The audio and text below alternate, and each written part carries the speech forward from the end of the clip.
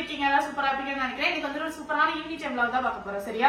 இங்க வந்து பெங்களூர்ல செம்மையான ஒரு கிளைமேட் ஆகும். ஒரு வாரமாக அப்படி ஒரு குளிர்.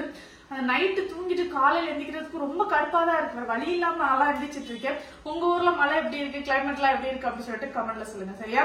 இன்னைக்கு வந்து நைட்டுக்கு பாத்தீங்கன்னா வேர்க்கடலை சட்னி தான் பண்ணலாம்னு நினைச்சிருக்கேன். என்னோட கிளாஸ்ல பாத்தீங்கன்னா வேர்க்கடலை அதிகமா நான் வந்துட்டு காமிச்சிருக்கவே மாட்டேன். ஏன்னா எனக்கு வந்துட்டு சுத்தமா இது வந்துட்டு ஆகவே ஆகாது. எனக்கு பிடிக்கவும் பிடிக்காது. இதோட ஸ்மெல்லே வந்துட்டு எனக்கு ஆகாது. ஆனா அக்கா அப்படியே வேர்க்கடலைனா உயிர். வேர்க்கடலைனா உயிர். அவங்க வாங்கி கொடுத்தா கூட திட்டி தான் வேக வச்சு கொடுப்பேன். ஏன்னா எனக்கு இந்த ஸ்மெல் சுத்தமா பிடிக்காது. இது அந்த கான் இதெல்லாம் எனக்கு சுத்தமா ஆகாது. இதெல்லாம் அவங்களுக்கு ரொம்ப எனக்கு தனிஷ்குமே பிடிக்கும். அவங்க 2 பேருக்குமே ரொம்ப பிடிக்கும். சரி, இந்த வேர்க்கடலையும் வாங்கி கொஞ்சம் மாசம் ஆச்சு. சரி, இன்னைக்கு அதை வச்சு சட்னி பண்ணலாம். ரொம்ப நாளா கேட்டே இருந்தாங்க, அதனால செஞ்சிடலாம் அப்படின்னு முடிவு பண்ணியாச்சு. அத்தா பாத்தீங்கன்னா வேர்க்கடலை எந்த காலேஜ்? பனிமலரா? பனிமலர்ல அவங்க படிக்கும் போது பாத்தீங்கன்னா ஃபுல்லா வந்ததுன்னா புளியோதரை லெமன் ரைஸ் அது வந்து வாரத்துல ஒரு நாள் வச்சு தருமோ அன்னைக்கெல்லாம் பொழந்து கட்டுவோம். ஆமா, அது கொடுப்பாங்கம்மா, ரொம்ப பிடிக்குமா. அதனால எங்கிட்ட அடிக்கடி செஞ்சு கேட்பாங்க.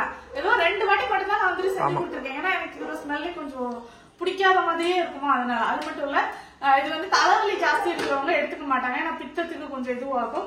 அதனால நான் வந்துட்டு ரொம்ப சாப்பிட மாட்டேன். அதனால செய்யறதும் கொஞ்சம் குறவு. இன்னைக்கு வந்துட்டு அந்த வகையில நம்ம வந்து இதை வச்சுதான் செய்ய போறோம். சரியா? வேர்க்கடலையில சட்னி இட்லிக்கு தோசைக்கு 2த்துக்குமே சூப்பரா இருக்கும்.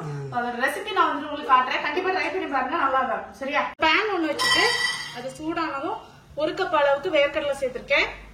இந்த தோல் வந்துட்டு அடர்ந்து வர அளவுக்கு நல்லா இதை ரோஸ்ட் பண்ணி எடுத்துப்போம். இப்ப கடலை பாத்தீங்கன்னா நல்லா ரோஸ்ட் ஆயிருச்சு. இதை கொஞ்சம் ஆற விட்டுட்டு அந்த தோலை வந்துட்டு அதை நம்ம நல்லா கையை வச்சு பிசைஞ்சு எடுத்துட வேண்டியதுதான். சரியா? நெக்ஸ்ட் இன்னொரு பேன் ஒண்ணு வச்சுட்டு அதுல கொஞ்சமா எண்ணெய் ஊத்திப்போம். எண்ணெய் சூடானதும் அதுல கொஞ்சம் உளுத்தம் பருப்பு, பெரிய வெங்காயம் 1 கட் பண்ணி வச்சிருக்கேன், அதை உள்ள சேர்த்துப்போம். 3 பல்லு பூண்டு, சின்ன துண்டு இஞ்சி, காரத்துக்கு 2 பச்சை மிளகாய், கொஞ்சம் மல்லி,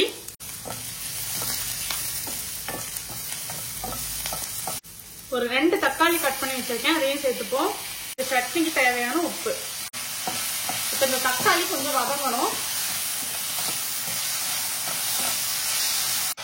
இந்த வேர்க்கடலையும் இதோட சேர்த்து இதை வந்துட்டு ஆறுனதுக்கு பிறகு நல்லா அரைச்சி எடுத்துக்கோங்க.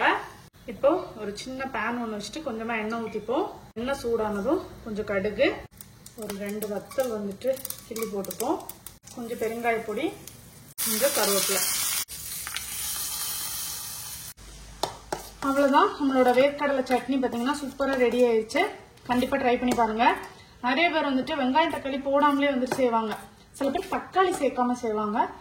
இந்த மாதிரி ஒரு வாட்டி ட்ரை பண்ணி பாருங்க, ரொம்ப நல்லா இருக்கும். சரியா? நைட்டுக்கு இட்லி தான் வச்சேன். நின்று தோசை சுடுறதுக்கு சங்கடமா இருந்தது.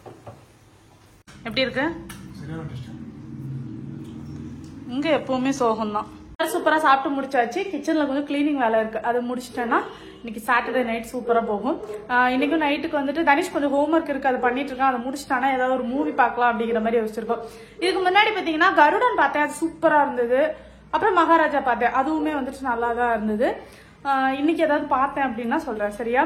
கருடன் பாத்தீங்கன்னா அமேசான்ல இருக்கும், அமேசான்ல தான் இருக்குன்னு நினைக்கிறேன், கரெக்டா ஞாபகம் இல்ல. அது வந்துட்டு பாக்கலன்னா பாருங்க. அப்புறமா மகாராஜாவும் நல்லா இருந்தது, அது வந்து நெட்ஃபிளிக்ஸ்ன்னு நினைக்கிறேன், அதுவுமே நல்லா இருந்தது. அதுவுமே வந்துட்டு பாக்கலன்னா பாருங்க. சரியா? இன்னைக்கு ஏதாவது நெக்ஸ்ட் ஏதாவது படம் பார்த்தேன் அப்படின்னா சொல்றேன். சரியா? ஒரே ஒரு பீஸ் இருந்தாலும் கூப்பிடுறாங்க. ஒயர் இங்க வச்சு கட் பண்ணா வேஸ்ட் எடுத்துட்டு போகணும், தெரியுமா தெரியாதா? ஒரு பீஸா இருந்தாலும் போடக்கூடாதுன்னா போடக்கூடாது. இது 2 தூங்காம இன்னும் சுத்திட்டு தெரியுதுங்க. கொண்டு போய் ஆத்துல போடுங்க. இப்போ கிச்சன்லாம் வந்துட்டு நீட்டா கிளீன் பண்ணியாச்சு. சரியா? நான் எல்லா வேலையுமே முடிச்சுட்டு ஹார்ட் பீட் பார்த்துட்டு இருந்தேன். அப்போன்னு பார்த்து எனக்கு லைட்டா ஒரு பசி வந்தது. சரி, பசி வந்தா நானா இருக்க மாட்டேன் அப்படிங்கிற மாதிரி ஆகி போச்சு. இப்போ வந்துட்டு இந்த கிளைமேட்டுக்கு என்னன்னு தெரியல, ஒரே பசி, இல்லைன்னா பசிக்கவே செய்யாது. இப்போ பாத்தீங்கன்னா ஒரே பசி. சரி, என்ன பண்ணலாம் அப்படின்ட்டு கொஞ்சம் தயிர் எடுத்து வச்சிருக்கேன். இப்ப லஸ்ஸி போட போறேன். இப்போ இதுல கொஞ்சம் சுகர் போட போறேன். மணி பாத்தீங்கன்னா 11:15 தாண்டிட்டு. என்ன மாதிரி ஒரு பைத்தியக்காரி இந்த உலகத்திலே இருக்க மாட்டான்னு நான் நினைக்கிறேன். கொஞ்சமா ரோஸ் சிரப் உண்டு. ஐயோ, கொஞ்சம் ஜாஸ்தி ஊத்திட்டணும். சரி, ஒன்றும் இல்லை. இப்போ இதை நல்லா வந்துட்டு ஒரு மிக்ஸ் பண்ணிப்போம். கரெக்ட், ரோஸ் சிரப் கொஞ்சம் ஜாஸ்தி தான் ஊற்றிருக்கேன், பட் நல்லா தான் இருக்கும், ஒன்றும் பிரச்சனை இல்லை. ஊரே உறங்கியிருக்கோம். இந்த டைம்ல நான் வந்துட்டு உட்காந்து லஸ்ஸி போட்டு குடிச்சிட்டு இருக்கேன். நல்லா தான் இருக்கும். நமக்கு திடீர்னு ஏதாவது சாப்பிடணும் போல தோணும் பார்த்தீங்களா, அந்த மாதிரி எனக்கு அப்படி தோன்றது ஒரு பெரிய அதிசயமாகும். அதனால தோணும் போது சாப்பிட்டுருவேன்.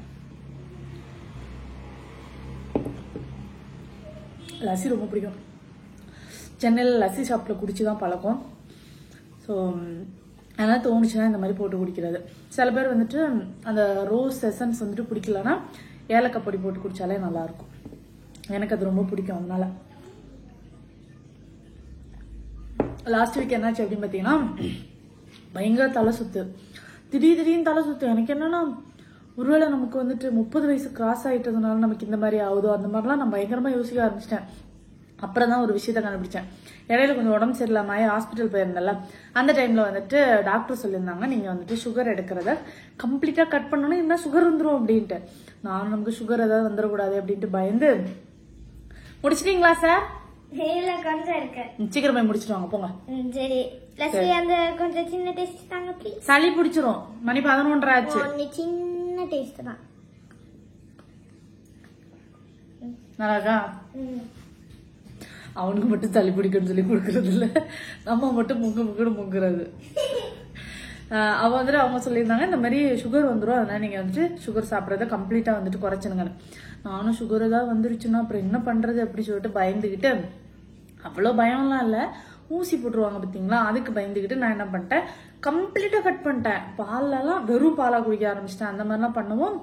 அதனாலதான் எனக்கு வந்து தலை சுத்து வந்திருக்கு அப்படிங்கறத நான் கண்டுபிடிச்சேன். அதுக்கு பிறகு பாத்தீங்கன்னா ரெகுலரா நான் எவ்வளவு வந்துட்டு சுகர் எடுப்பனோ அந்த அளவுக்கு எடுக்க ஆரம்பிச்சப்போ எனக்கு வந்துட்டு அந்த பிரச்சனை சரியாயிடுச்சு. நான் இதுல இருந்து என்ன சொல்ல வரேன் அப்படின்னா, டக்குன்னு ஒரு விஷயத்த வந்துட்டு நம்ம பிரேக் பண்ணக்கூடாது.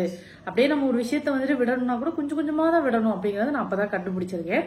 அதனால நீங்களும் வந்துட்டு ஏதாவது ஒரு விஷயம் ஃபாலோ பண்ணிட்டு இருக்கீங்க, அது நல்லது இல்லை அப்படின்னு நினைச்சா கூட நீங்க அதை கொஞ்சம் கொஞ்சமா விடுங்க. சரியா? டக்குன்னு விட்டீங்கன்னு வச்சுக்கோங்களேன், அது ஒரு பெரிய பிரச்சனையை கிரியேட் பண்ணி விட்டுரும். அந்த மாதிரி தான் எனக்கு லாஸ்ட் வீக் கண்டினியூஸா 3 days ஃபுல்லா வந்துட்டு அப்படியே தலை கிருகிருன்னு சுத்துது. கிச்சனை சமைச்சிட்டு நிக்கிறேன், கேஸ் ஸ்டவ் இந்த பக்கம் வழியா போகுது, வீக்கடா போற அப்படிங்கிற மாதிரியே இருந்தது. எனக்கு கொஞ்சம் பயம் எல்லாம் வந்துருச்சு. அப்புறம் அத்தை வந்துட்டு நீ வீக் ஆயிட்ட, நீ சாப்பிடல அப்படின்னு சொல்லி உடனே எனக்கு கிளாஸ் எல்லாம் எடுக்க ஆரம்பிச்சிட்டாங்க. சரி, தலை சுத்த கூட பொறுத்துக்கலாம், இந்த மனுஷன் கிளாஸ் எடுக்கிறத வேற தாங்க முடியாது அப்படிங்கிற மாதிரி யோசிச்சுட்டு இருந்தேன். அப்புறமா நான் வந்துட்டு இந்த ரெகுலரா நான் எவ்வளவு சுகர் எடுப்பனோ அந்த அளவுக்கு எடுக்க ஆரம்பிச்சப்பறம் எனக்கு அந்த பிரச்சனை சரியாயிடுச்சு. யாராவது இதை ஃபேஸ் பண்ணிருக்கீங்களா அப்படிங்கறத கமெண்ட்ல சொல்லுங்க. சரியா? மணி இப்போ 11:30 தாண்டிடுச்சு. அது ஹார்ட் பீட்ல இன்னும் ஒரு எபிசோட் இருக்கு, அதை பார்த்து முடிச்சுட்டு உறங்க வேண்டியதுதான். Good night.